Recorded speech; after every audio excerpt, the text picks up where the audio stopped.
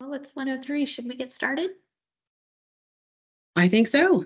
Okay, well, welcome everyone. Thank you for joining the Duty Drawback webinar. My name is Amy Rice, and I'm a licensed customs broker and Vice President and Managing Director for Scarbrough International. And with me, I have Alyson Schroer, also a licensed customs broker and Senior Manager for Global Trade Services with our sister company, Scarbrough Consulting. She'll be doing the presentation today on Duty Drawback. Good afternoon, everyone.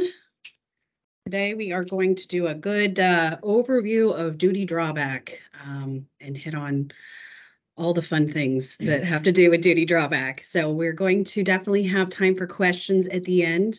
There is an option for Q&A.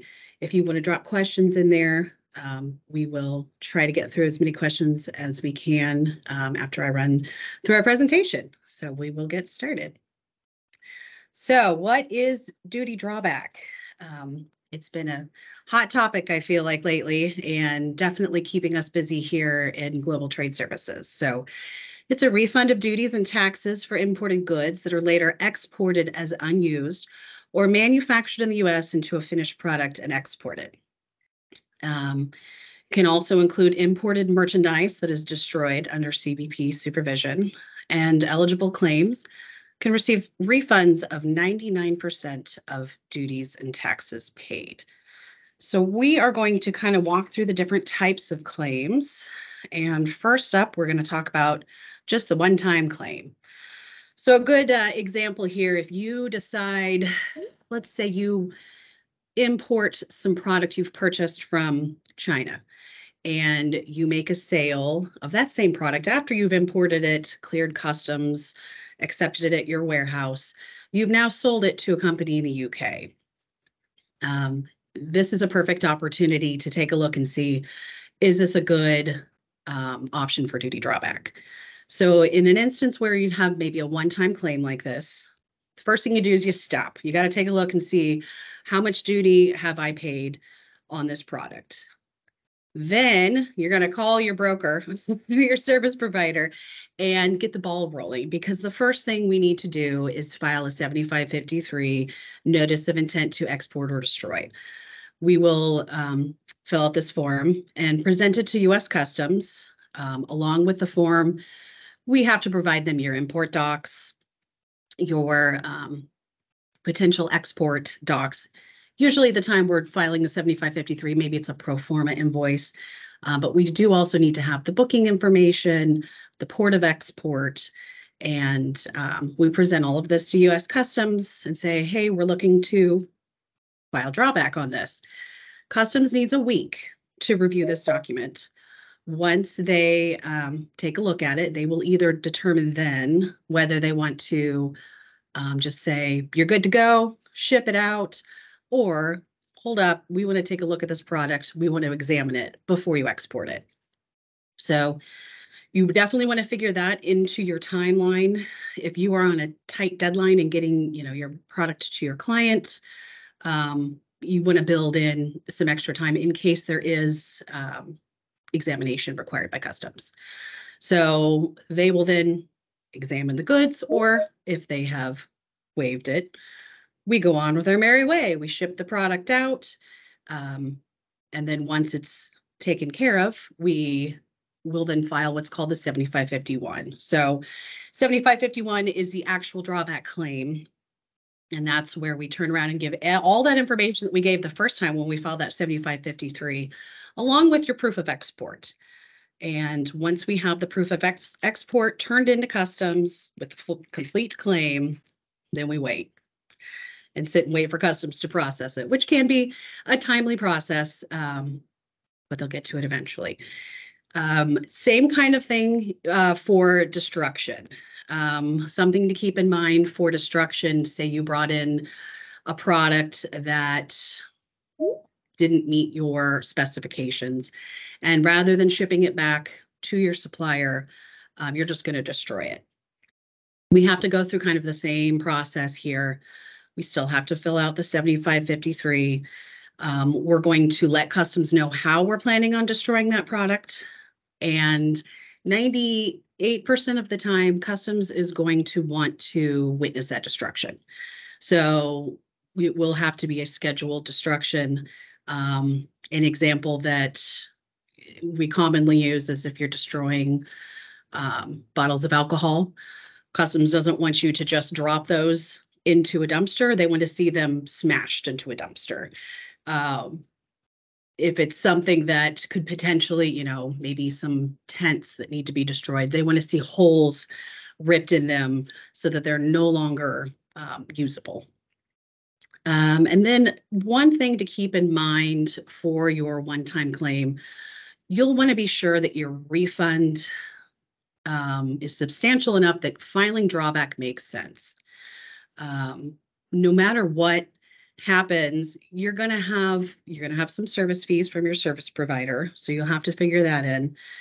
You're getting 99% of that duty back, not quite all of it. That 1% is customs, little piece of the pie they're going to hang on to, their cost of doing business. But if you're filing a claim that maybe you're only going to get $250 back, you might want to stop and say, hey, does this make sense? It does involve, you do have to have the man hours on both your end as the drawback claimant, as well as the service provider's time and the money they will, charge for the service. So it's kind of where we are on a one time. Alyson, may I ask a question on that? Absolutely. So what exactly is covered? Are you subject to 301 refunds, MPF, HMF? Can you just elaborate on what exactly is recoverable? Yes, I can, and we have a whole slide on that coming up. Perfect. But yes, there are several different things that are eligible and several that are not. So we'll get to that in just a minute. Perfect. Thank you. No problem. So this is kind of, the one-time claim, a one-off, hey, I want to claim this. If you're looking to make drawback more of a regular part of your business model, we can look at doing privileges. So privileges is a lot more entailed.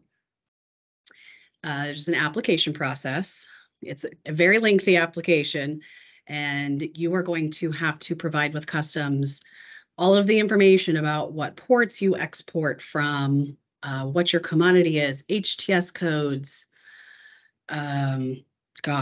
your accounting, your drawback accounting types, LIFO, FIFO, proof of shipments. Like you're going to have to give them a sample shipment. Let's say, here's where I brought the goods into my warehouse. Here's where, I paid my duties and taxes. Here's my entry packet. Here's where I brought it into my inventory. Here's where it shipped out. And here's my proof of export. So you're going to give them all of this data up front.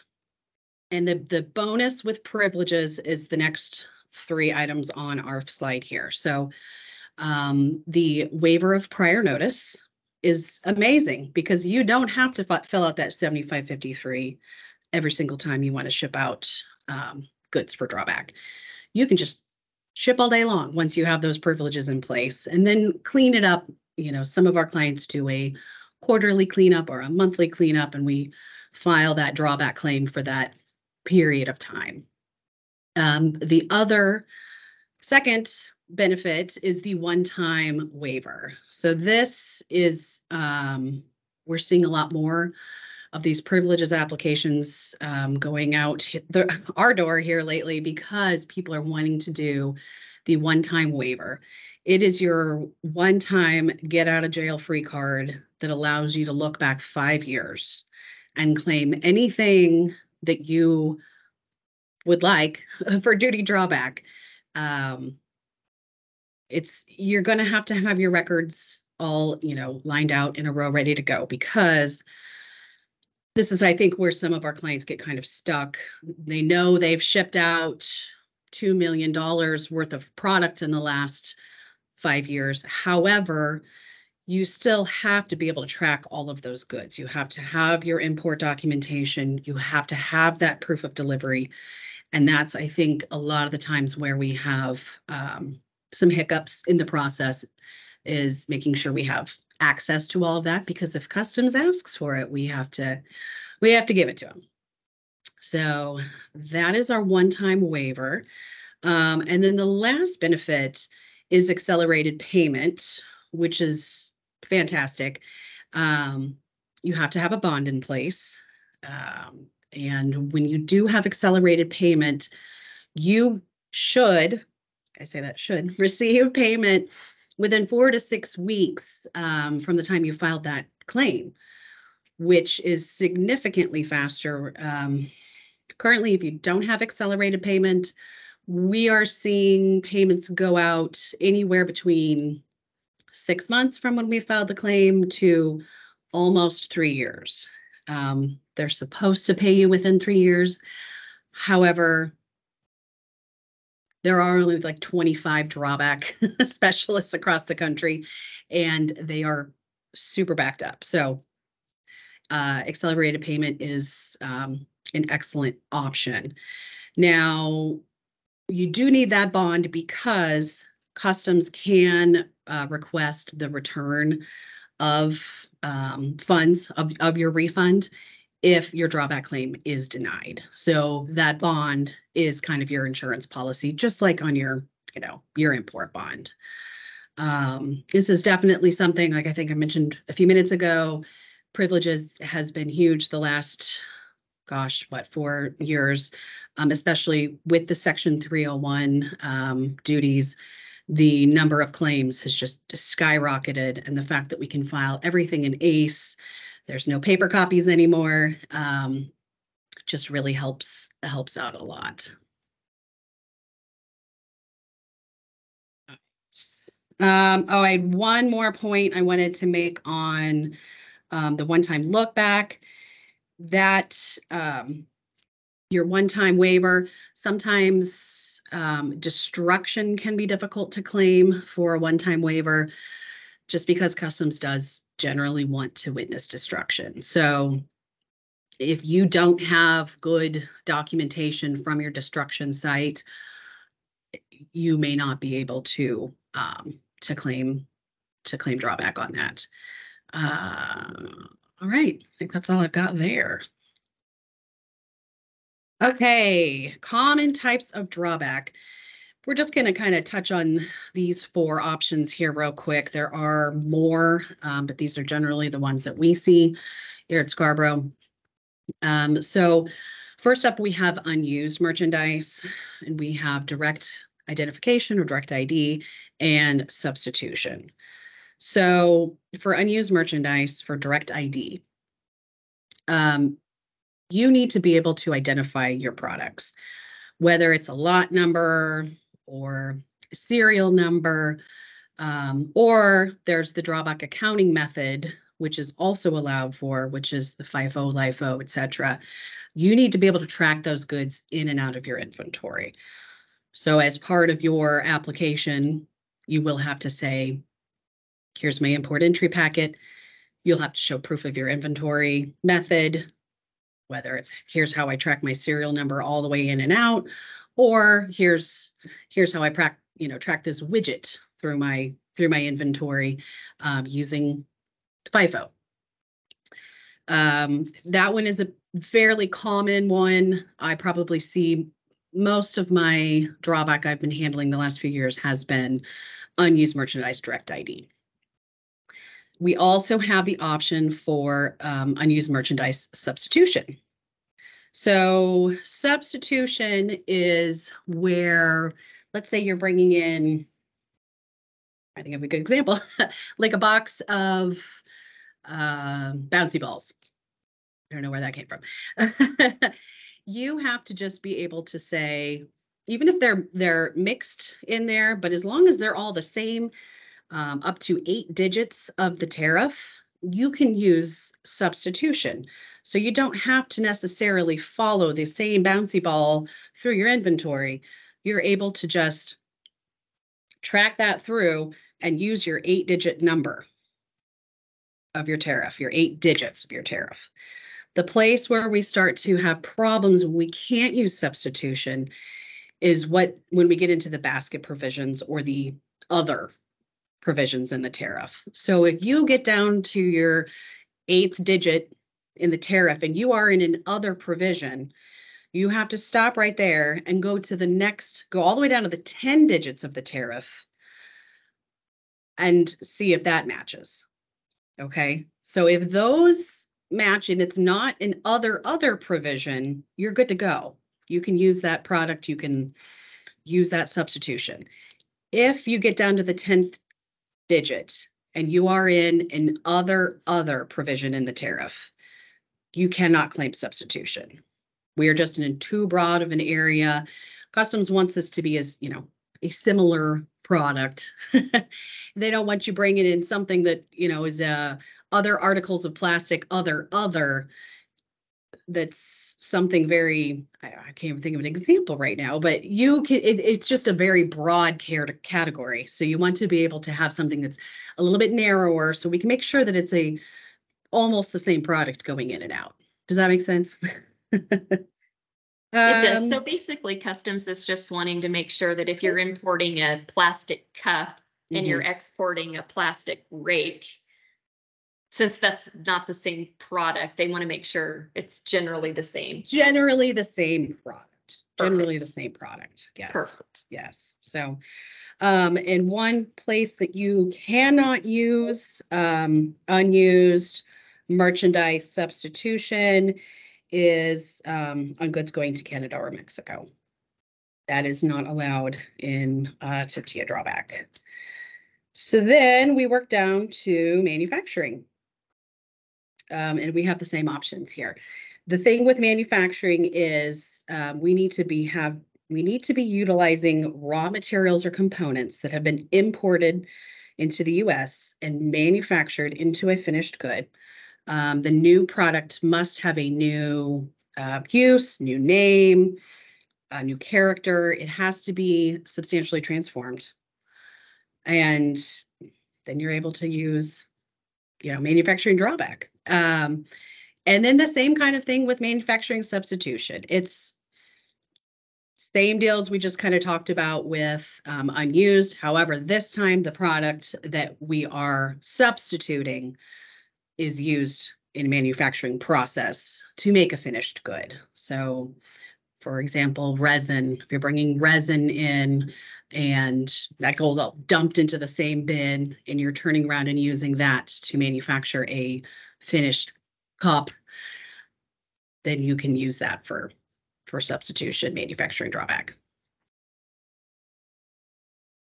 Okay. So who can claim duty drawback? A lot of people can claim duty drawback here. Just run through these super quick. Your importer, the person who exports or destroys the product that they imported. The manufacturer, they manufacture the product using their imported components and then turn around and export or destroy them. And then on the same side with exporter, they purchase products manufactured from imported components. They purchase unused, previously imported products. So here's our same, we were just talking about substitution and unused and direct ID, substitution, direct ID. And then the last is exporter with exporter of record with drawback rights. That can be someone who isn't even related to the importer, that's basically just assigned drawback rights. The importer can write up a certification that allows them the opportunity to claim drawback. And then the last option is purchaser. So a purchaser of imported goods that manufactures a product using imported components that are exported or destroyed. Here's your sliding. Thank you.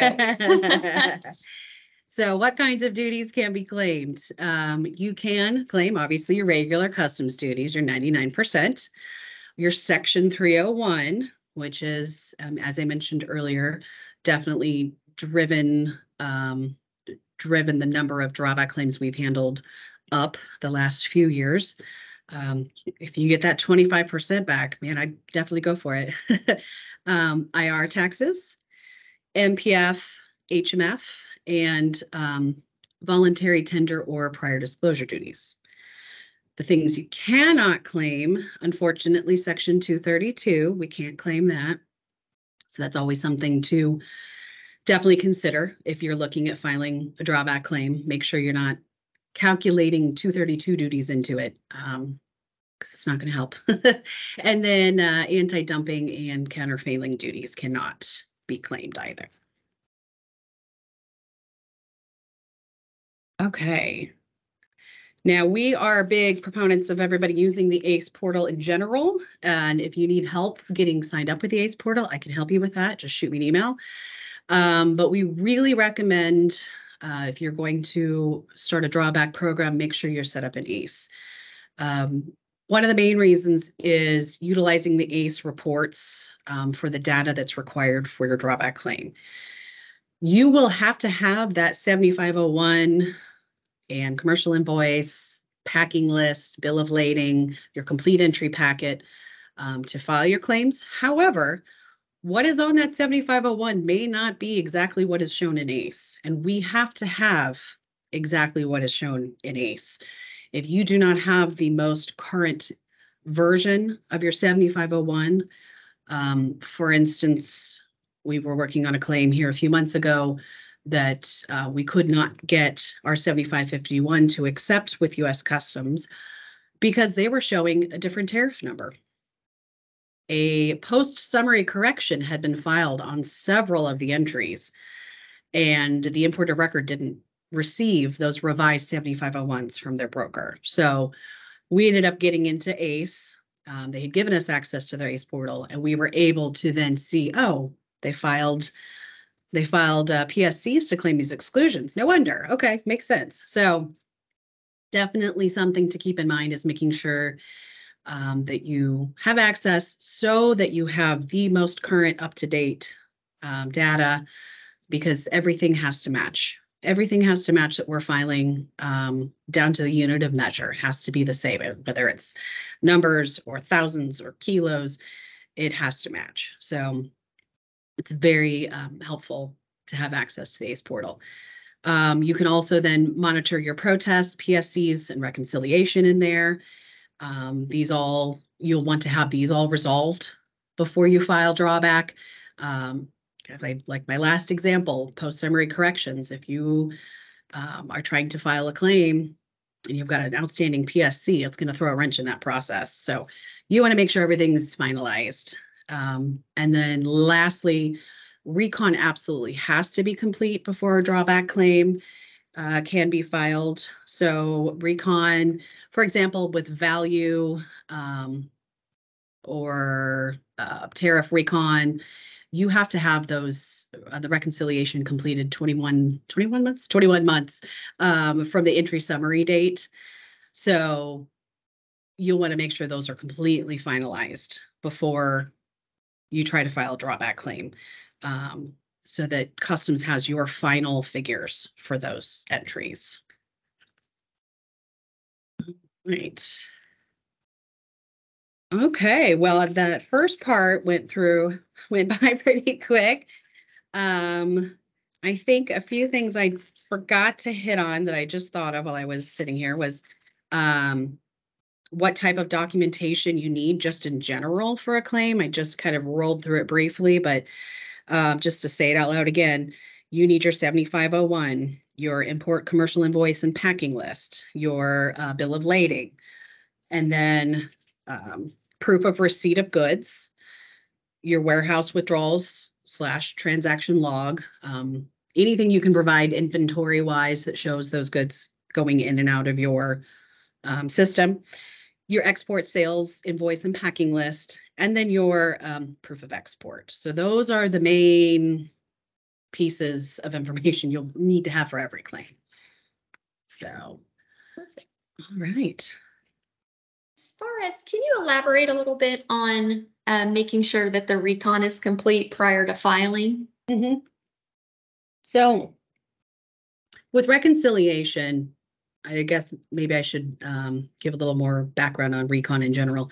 So reconciliation is in place to allow importers the opportunity to correct the value on their entries or tariff numbers prior to liquidation, and it extends that window.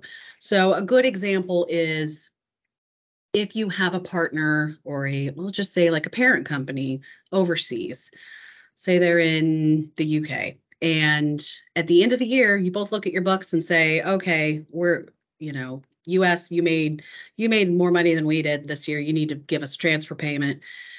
And they issue a $2 million payment back to the UK. Those entries between you and your parent company should have been flagged for recon, for value in this case.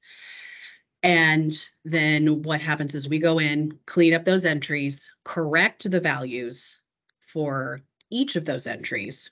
And that closes out their reconciliation. Other examples are whether it's a transfer payment, sometimes they'll come to an agreement just for transfer pricing and say, if you sell, over 100,000 of my widgets, I will give you a reduced cost. So at the end of that year, they will figure out, okay, did we meet that threshold to be able to get a reduced cost on all of these products we've already imported? And if so, then we can go back and update all of those entries to that lower cost to then request a refund on the duties. That makes sense. So all of those entries have to be fully closed out and finalized before you can file drawback. Perfect. Thank you.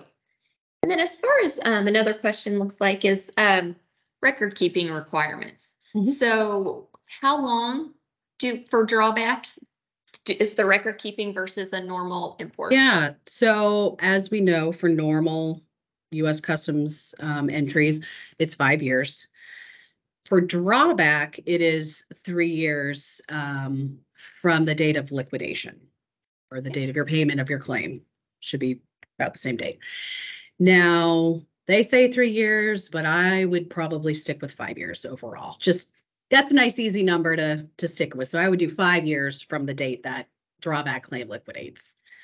So in that case, if you think about that, I mean, you might be holding on to some of your records for 10 plus years. If you're doing a one-time look back, and then it takes a couple of years for them to process that entry, you're going to be holding on to your backup for a while. But okay, with it being mostly electronic now, it shouldn't be an issue.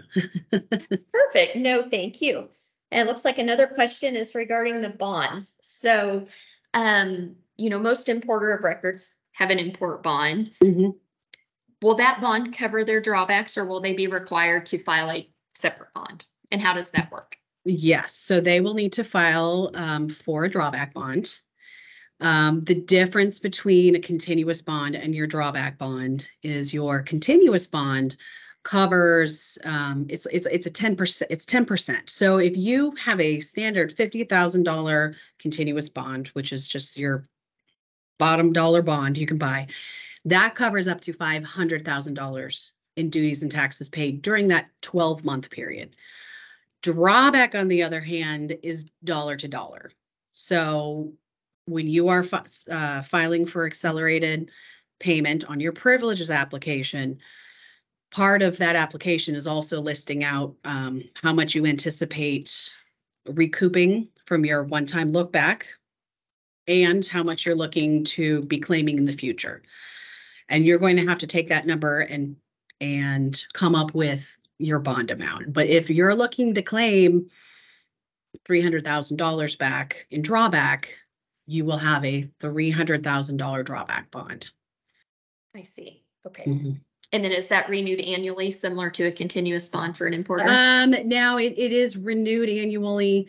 As far as the bond amount, you can adjust. You may have to adjust it down.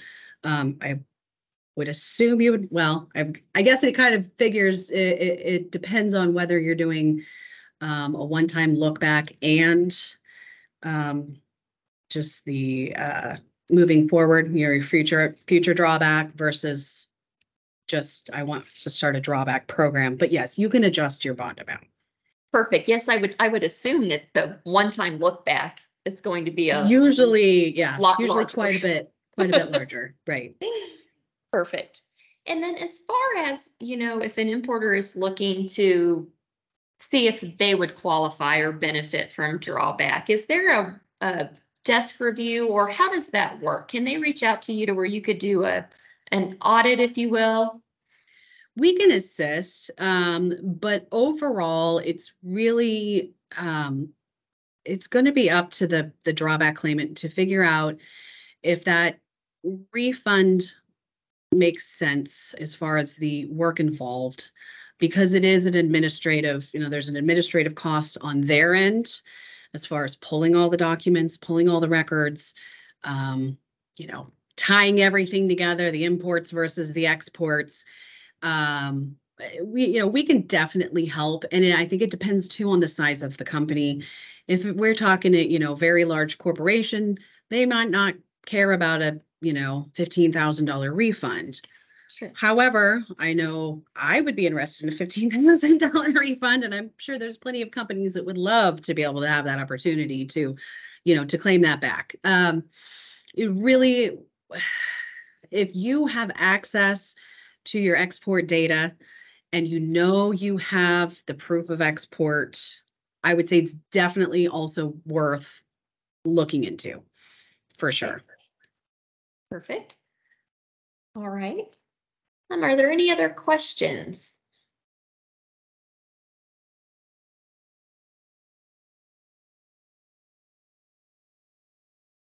Okay, as far as a foreign importer of record, are foreign importer of records able to claim drawback? Yeah, they can claim drawback. Okay. They just have to go through all the same steps as everyone else. Mm-hmm. Perfect. Perfect.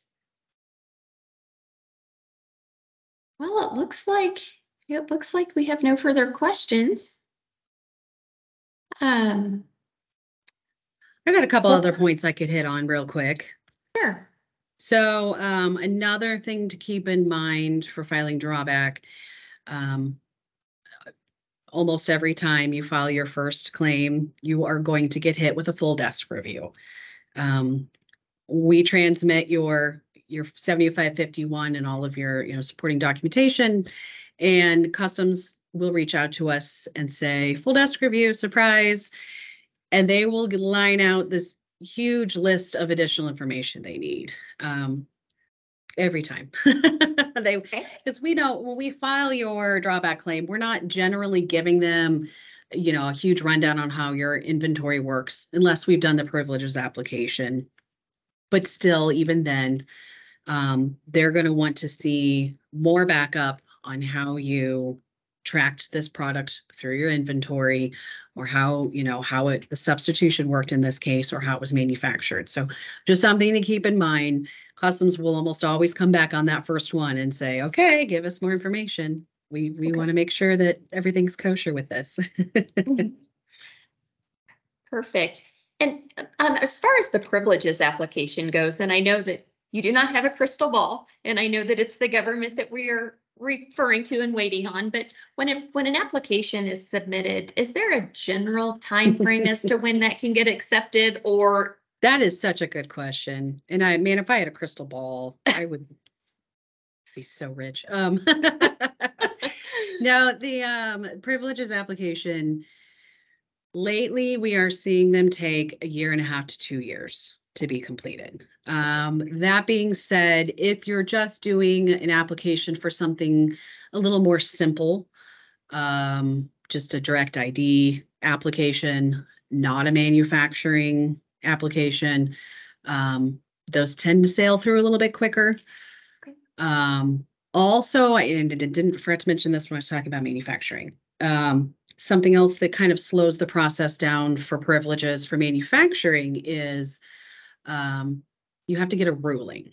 So there's a manufacturing ruling out there. It's like a TD dash, some numbers that there are general rulings that exist out there. If your manufacturing process falls within, existing rulings, you can utilize an existing ruling. If it does not, then we have to present your manufacturing process to customs and request a ruling, because you have to have a ruling number in order to claim manufacturing drawback.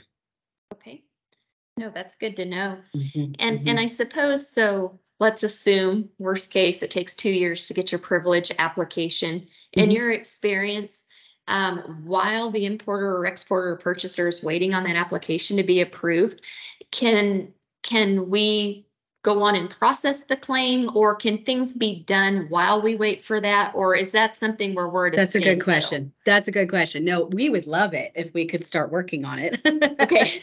If the claimant can start gathering their data, getting their backup documentation, a lot of what we work off right now for clients is spreadsheets, which is fine. Well, they will give us, the import entry number, the style number that they brought in, the number of pieces, here's where it went out, and so they build their spreadsheets and compile their data that they're able to then share with us. So it's an excellent opportunity because once you filed that application, it's kind of like your line in the sand. So anything prior to that application going in the mail, you've got your 5-year look back that you can start working on gathering your data and getting it all put together. So as soon as you get that approval, you can, pull the trigger and start working through your claim. Okay, and that was going to be my next question, and I believe you answered it. But when does the 5-year look back start? From the moment it's submitted or approved? It's submitted. We're going to submit it with Perfect. that date. So get it in. That's when the clock starts or stops, I guess. Stops to Yeah. get that claim going. Perfect. Mhm, And mhm. then as far as, is there a preference recommendation that you would advise on as far as filing monthly, quarterly, annually, or does it really just depend on the Honestly, situation? it does. It really kind of depends on what works best for our drawback client. Okay. If we're talking, very large amounts of shipments, large spreadsheets, lots of data to process, maybe it makes more sense for them to do smaller bites at a time and say, I'm going to do a monthly drawback claim, just clean it up once a month. We have drawback clients that don't have as many. I mean, maybe they have 40 export shipments throughout the course of the year. And so we'll just do one claim for them annually. And that works too. It's really, that's the good thing about having privileges in place, is that flexibility to be able to file it however it suits you. So yeah. Sure. Perfect. Mhm, mhm. And it looks like another one, will the slides be available in a printable form after this webinar? So will you be sending those out to where they could be printed off, I Alyson? believe so. We'll definitely be sending the presentation out, and I can get with our marketing team to make sure we have a printable format for you for sure. Perfect. Mhm, mhm. And then will your email and everything be on there just so anybody knows Yes. how to get a hold of you if they'd Yes, like to? absolutely. And if anybody comes up with any questions after we're done with this session, you are more than welcome to shoot me an email, and I will do my best to help you out. Perfect. Anything else that you think of that you could I add? I know, I was trying to think if there's anything I missed. I feel like this went so quick. I guess just things to keep in mind. I kind of hit on this briefly, but when drawback is not beneficial, if you're talking about duty-free products, obviously drawback's not going to make sense because 99% of your maxed out MPF isn't probably very much per entry. Free trade agreements, doesn't make sense to file drawback on shipments utilizing free trade agreements. Your one-time exports could make sense, but you just want to make sure that that value is high enough. Um, Kind of what we talked about at the very beginning of this. You want to make sure your value is enough to substantiate your, effort into your claim. So, Perfect. Okay. Mhm. Well, I Any more think questions? that concludes it. I don't see any further questions, but this has been very helpful. Thank you so much. Just for those of you on the call, I just want to let you know that this is the second in a series that our consulting team is putting on as far as webinars go, and we do have another one on September 21st that Jeff Chambers will be hosting, and it is on cost containment. So stay tuned. There'll be more information on that for you. So if we have nothing further, thank you so much for joining. Thank you, and you guys have a wonderful day. You as well. Bye. Bye.